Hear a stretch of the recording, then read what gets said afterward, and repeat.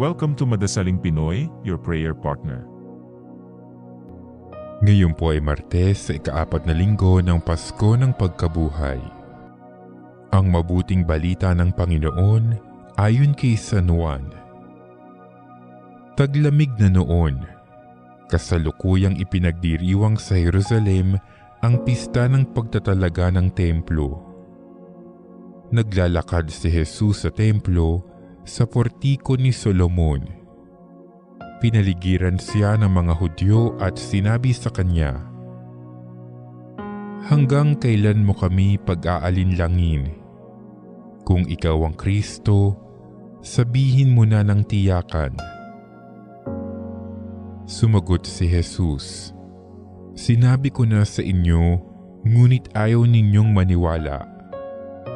Ang mga ginagawa ko sa ngalan ng aking Ama ay nagpapatotoo tungkol sa akin. Ngunit ayaw ninyong maniwala, sapagkat hindi kayo kabilang sa aking mga tupa. Nakikinig sa akin ang aking mga tupa. Nakikilala ko sila at sumusunod sila sa akin.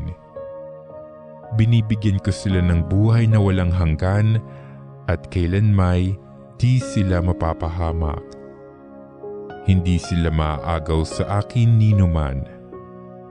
Ang aking Ama na nagbigay sa kanila sa akin ay lalong dakila sa lahat at hindi sila maaagaw ninuman sa aking Ama. Ako at ang Ama ay iisa." Ang mabuting balita ng Panginoon.